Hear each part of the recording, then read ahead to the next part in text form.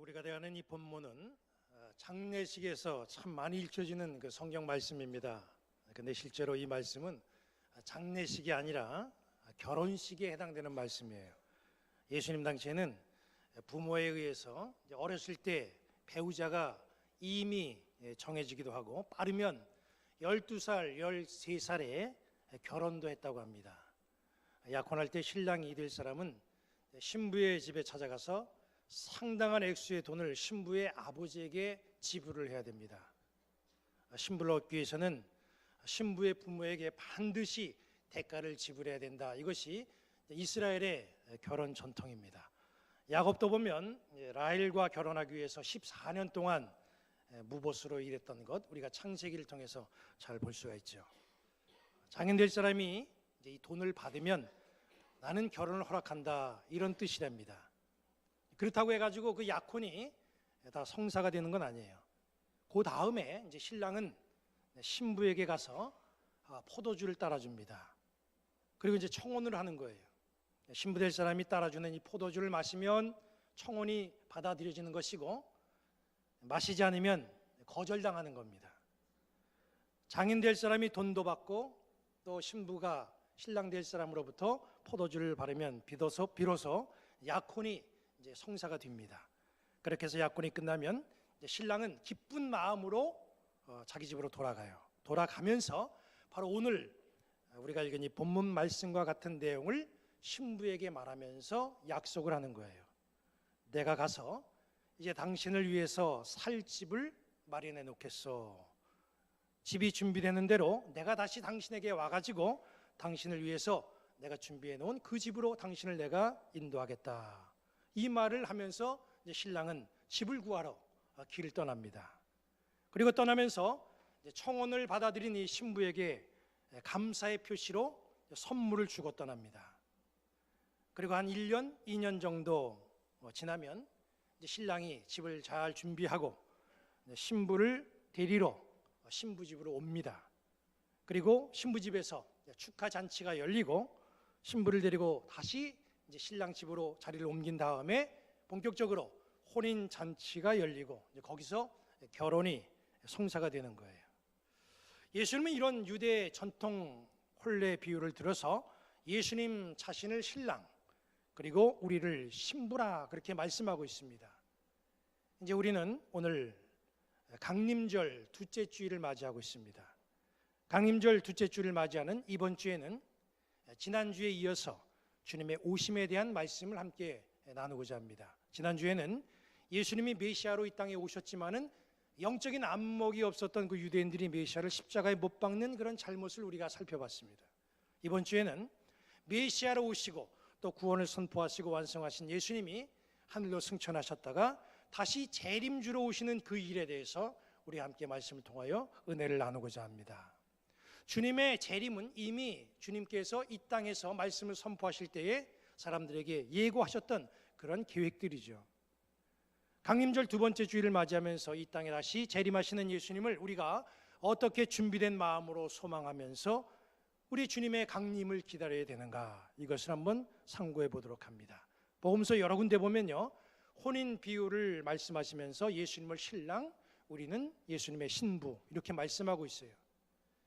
한 남자와 한 여자가 결혼하고 부부가 되려면 제일 먼저는 만남이라고 하는 과정이 있어야죠. 그리고 그 만남 속에서 서로의 관심이 싹 틉니다. 그리고 그것이 점점 이제 진전되고 발전되면 나중에는 사랑하는 사이가 되고 결혼까지 하게 되죠. 우리는 영적으로 예수님의 신부입니다. 여러분들이 뭐 가정에서 이미 오래전부터 믿어왔든지 아니면 누구의 전도를 받았든지 아니면 우연한 기회에 우리는 주님과 만나서 지금 교제를 나누고 있는 거예요. 시간이 지나면서 점점점 주님과 가까워지고 또 우리는 서로 주님과 사랑하는 사이가 됐습니다. 그리고 저 영원한 하나님의 나라, 약속의 땅, 거기를 우리가 허락받는 그런 사이가 됐어요. 그렇다고 한다면 우리가 생각할 때 주님과 우리 사이에서 누가 먼저 프로포즈를 했는가? 먼저 우리가 구약의 경우를 한번 보면 이사야 43장 1절을 봅니다. 야곱아, 너를 창조하신 여호와께서 지금 말씀하시느니라. 이스라엘아 너를 지으신 이가 말씀하시느니라. 너는 두려워하지 말라. 내가 너를 구속하였고 내가 너를 지명하여 불렀나니 너는 내 것이라. 내가 너를 지명하여 불렀나니, 이 말씀이 무슨 말씀이에요? 하나님이 먼저 프로포즈를 한 거예요. 하나님이 먼저 이스라엘을 찾아가신 거죠. 아브라함이 하나님을 찾은 것이 아니라 하나님이 아브라함을 찾아가셨어요. 모세가 하나님을 찾아간 것이 아니라 하나님이 모세를 부르신 겁니다. 하나님이 사사들을 부르시고 선지자들을 찾아가셨어요. 부르셨어요. 사울왕을 불렀고 다윗왕을 불렀습니다. 이스라엘이 하나님에게 먼저 다가간 것이 아니라 하나님이 먼저 이스라엘에게 다가가셨다는 거지요. 사랑하는 사람이 먼저 다가가게 되어 있습니다. 하나님이 우리를 사랑하셔서 먼저 우리에게 다가오셨다고 하는 이 사랑, 이게 얼마나 큰 은혜고 축복입니까? 신약에 와서는 어떻게 됐어요? 예수님은 제자들을 부르실 때에 모두가 다 제자들이 주님의 부름을 받은 사람들이라는 것을 알 수가 있습니다. 자기들이 무슨 지원서 내가지고 경쟁률을 뚫고 예수님의 제자가 된 것이 아니에요. 예수님이 제자들에게 친히 다가가셔서 그들을 부르셨다는 거죠. 복음을 위해서 한평생 살았던 바울도 보세요.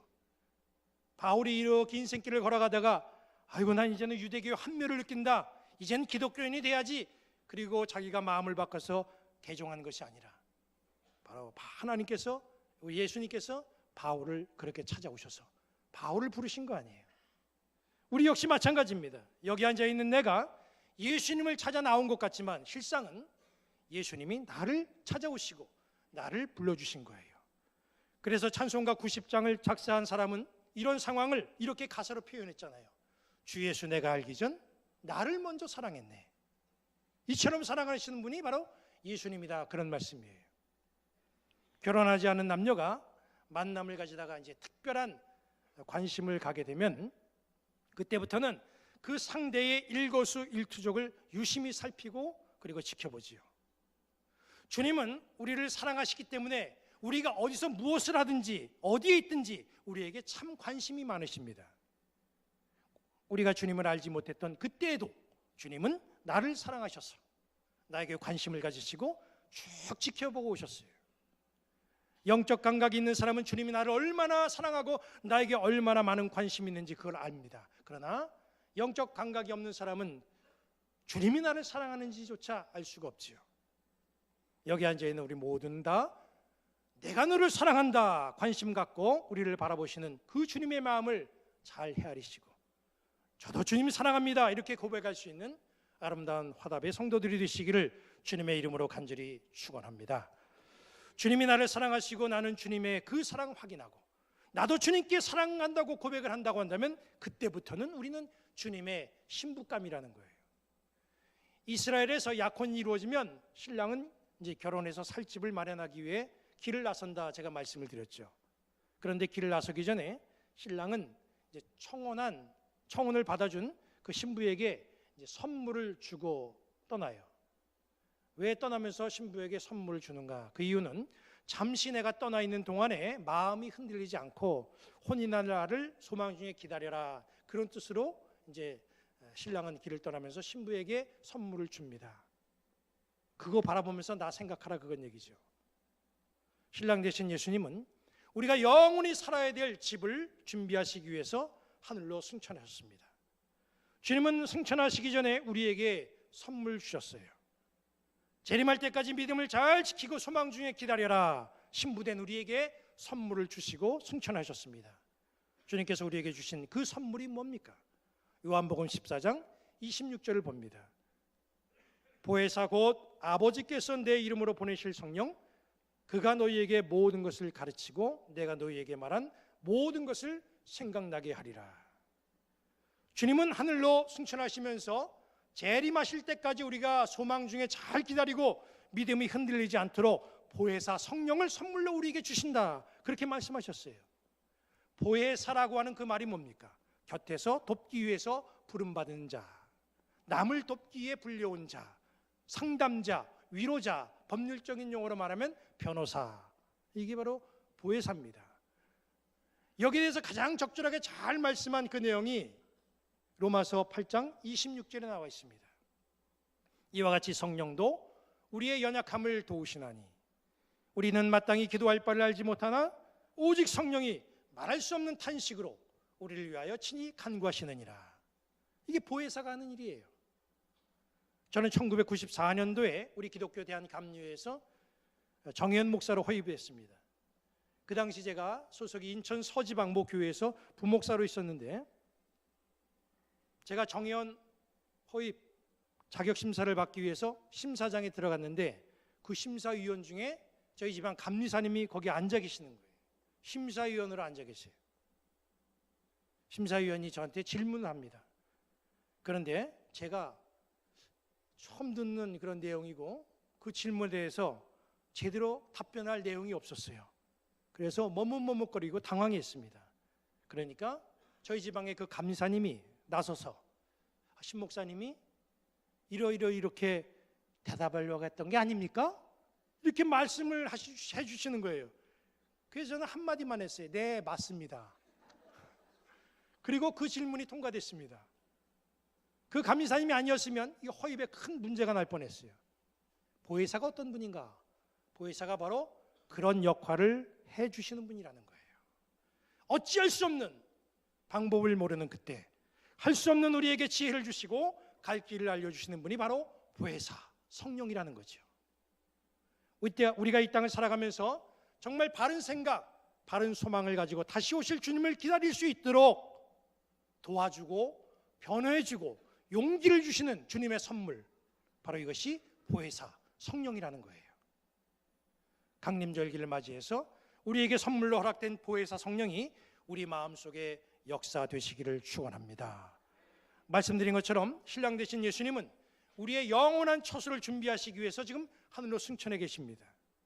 우리는 보혜사 성령의 위로를 받으면서 다시 이 땅에 강림하실 주님을 기다리고 있습니다. 그렇다고 한다면 신랑 되신 예수님을 기다리는 우리 신부된 우리가 어떤 준비된 자세로 기다려야 되는가, 한번 몇 가지를 통해서 한번 살펴보도록 합니다. 그 첫째는 주님의 강림을 소망하면서 우리는 몸단장 잘하고 기다려야 됩니다. 신랑 신부가 결혼하기 전에 몸단장을 잘합니다. 몸을 가꾸고 얼굴도 잘 관리해요. 다이어트도 하고 또 몸을 만들어갑니다. 어떻게 하면 내가 가장 멋진 모습으로 예식장에 들어갈까, 이거 생각하면서 가진 노력을 다합니다. 신랑 되신 예수님을 맞이해야 될 신부된 우리도 그날을 소망하면서 영적인 몸단장을 해야 돼요. 우리가 준비해야 될 그 영적 몸 관리, 영적 몸 단장이 어떤 거예요? 주님의 오심을 준비하라고 말씀하면서 하나님의 말씀을 선포했던 세례 요한, 그 메시지에서 답을 찾아봅니다. 마태복음 3장 1절 2절에 보면 말씀이 이렇게 얘기하고 있어요. 그때에 세례 요한이 이르러 유대 광야에서 전파하여 말하되 회개하라, 천국이 가까이 왔느니라. 신랑 되신 주님의 재림을 기다리는 우리는 먼저 회개의 몸 단장을 해야 된다는 거예요. 회개의 뜻이라고 하는 것은 뉘우치고 돌이키는 거잖아요. 우리는 지금까지 신앙생활을 하면서 너무나 오랜 세월 동안 회개를 해왔습니다. 기도를 통해서 회개하고 잘못을 고백하고 또 주님 앞에 새롭게 살겠노라 다짐해봤어요. 말씀 듣고 깨닫고 회개하고 마음을 또 새롭게도 해봤습니다. 제자훈련 같은 프로그램을 통해서도 자기를 돌아보고 새로운 다짐, 각오를 해봤어요. 그런데 그때는 참고가 될 것 같은데 시간이 좀 지나고 나니까 범했던 잘못을 또 범하는 그런 일들이 자꾸 발생을 합니다. 왜 그렇습니까? 회개라고 하는 것은 목욕하는 것과 같아요. 몸을 씻고 나면 얼마나 개운합니까? 깨끗해지지요. 그런데 시간이 지나면 다시 몸은 더러워지게 되어 있습니다. 우리가 살아가는 이 세상의 환경이 자꾸 우리를 그렇게 만들어가고 있어요. 그렇기 때문에 우리는 매일매일 몸을 씻듯 우리를 살펴보고 우리의 상태를 씻어나가는 그런 모습이 있어야 된다는 거예요. 어떤 사람이 목욕탕에 가자고 하니까 안 간다고 합니다. 왜 안 가냐 그랬더니 난 때가 너무 많아가지고 창피해서 못 간다는 거예요. 때를 씻어내지 않으면, 묵혀두면 그런 일도 발생을 합니다. 여러분, 때를 쌓아두지 마십시오. 때를 쌓아두면 나중에는 이게 걷잡을 수가 없어요. 매일매일 내 몸을 돌아보면서 때를 씻어내는 것처럼 매일매일 회개의 물로 죄를 씻어내는 그런 성도들 되시기를 바랍니다. 두 번째로 신랑 되신 우리 주님의 재림을 기다리는 우리는 흔들림이 없어야 돼요. 약혼을 하고 결혼 날짜까지 다 정해놓고도 이게 잘못되는 경우가 있더라고요. 그건 제가 목격한 일이 있어요. 아주 희한한 일을 제가 봤습니다. 결혼식장에 갔는데 신랑 눈 주위가 시퍼렇게 멍이 들어있는 거예요. 그래서 멍이 얼마나 깊었으면 화장을 했는데도 그게 그대로 표시가 날까 참 궁금했어요. 알고 봤더니 약혼했던 여자하고 결혼하지 않고 다른 여자하고 결혼한 거예요. 그래서 그 약혼했던 여자가 다니는 교회 남자 청년들이 울분을 참지 못하고 그 남자가 결혼한다는 소식을 듣고 결혼 전날 밤에 그 남자를 불러내가지고 때린 거예요. 어딜 다른 여자하고 결혼하냐고. 그 눈이 시퍼렇게 멍든 채 결혼식장에 서 있는 거예요. 제 주변에는 이렇게 상태가 안 좋은 사람들도 있었어요. 왜 그렇게 하루아침에 마음이 변합니까? 유혹에 흔들렸지요. 원래 약혼한 여자는 요즘 세상 말로 말하면 흙수저예요. 그런데 약혼한 후에 금수저 만난 거예요. 그러니까 금수저의 마음이 흔들린 거예요. 호세아 말씀을 보면요, 호세아하고 그의 아내 고멜을 빗대어서 하나님과 이스라엘 관계를 설명한 내용이 나오죠.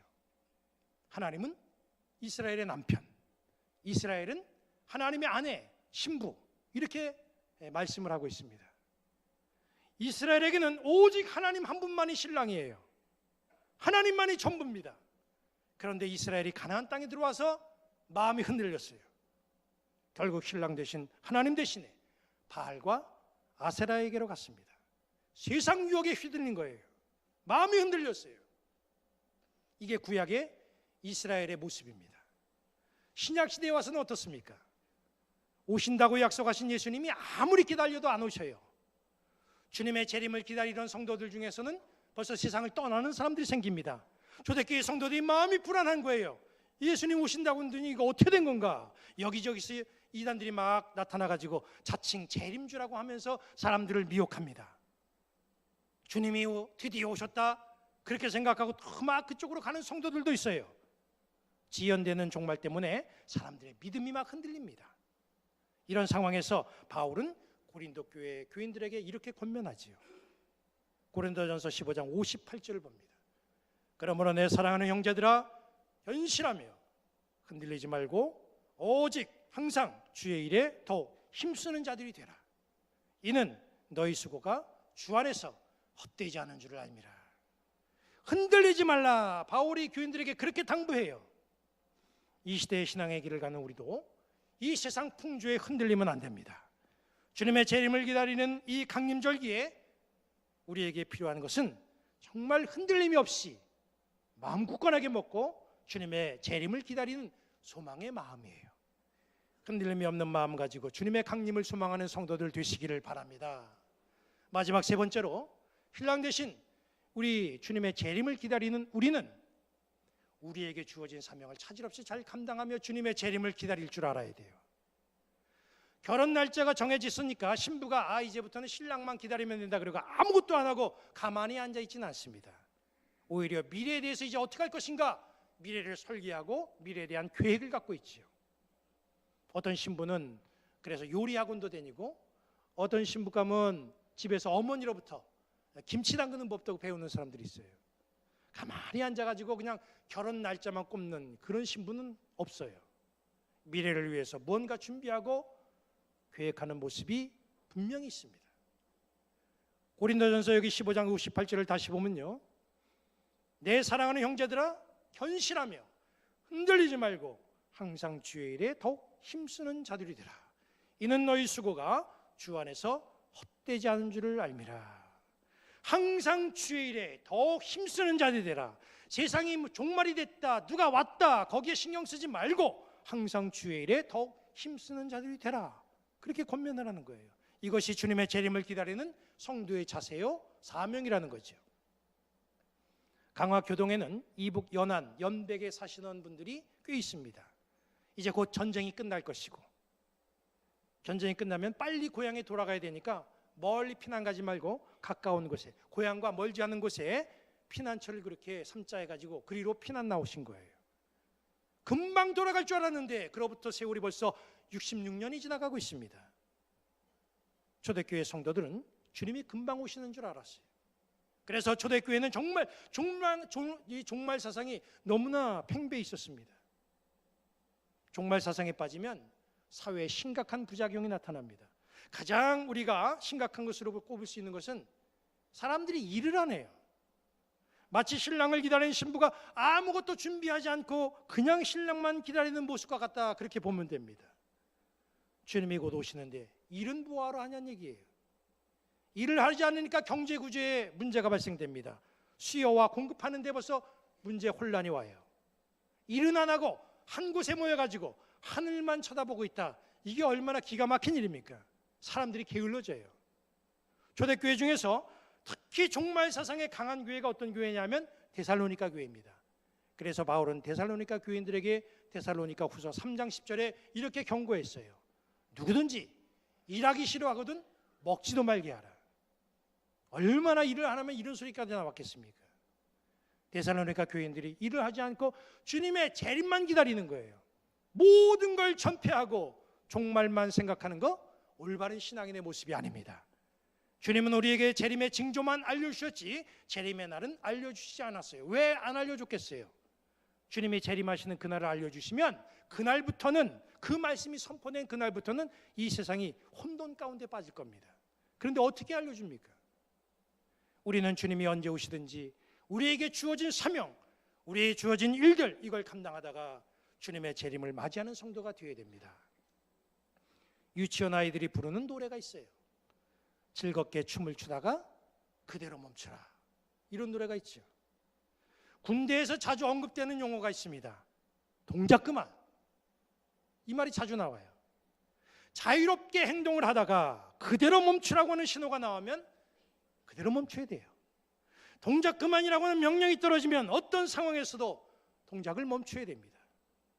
동작이 멈춰지면 개개인이 무엇을 하고 있든지 어떤 모습을 보이고 있는지 행동이 다 정지가 되어 있기 때문에 한눈에 그 사람의 모습을 알 수가 있어요. 우리는 세상을 살면서 가는 곳이 있습니다. 만나는 사람들이 있어요. 하는 일들이 있습니다. 때로는 그 일들이, 그 사람들이, 그 가는 곳이 가려진 부분들이 있습니다. 가서는 안 되는 것, 해서는 안 되는 행동, 이것들이 우리 삶 가운데 있을 수 있다는 거죠. 그러나 어느 날 갑자기 그대로 멈춰라, 동작 그만, 이런 하늘의 명령이 내릴 때가 온다는 거예요. 바로 그날이 주님이 강림하시는 날입니다. 주님의 명령이 떨어져서 내 모습이 그대로 멈춰야 될 그때, 동작을 그만해야 될 그때, 우리는 있어야 할 자리에 있어야 됩니다. 해야 할 일을 하고 있어야 됩니다. 가야 할 길을 가고 있어야 됩니다. 시편 1편 1절 2절 읽고 말씀을 마칩니다. 복 있는 사람은 악인들의 길을 따르지 아니하며 죄인들의 길에 서지 아니하며 오만한 자들의 자리에 앉지 아니하고 오직 여호와의 율법을 즐거워하여 그의 율법을 주야로 묵상하는도다. 주님이 이 땅에 강림하실 그때에 동작 그만이라고 하는 명령이 들리고, 그래서 내 모습이 동작을 멈춰야 될 그때에 여기 시편 1편 1절 2절 이 모습이 바로 여기 앉아있는 나의 모습이 되기를 우리 주님의 이름으로 간절히 축원합니다.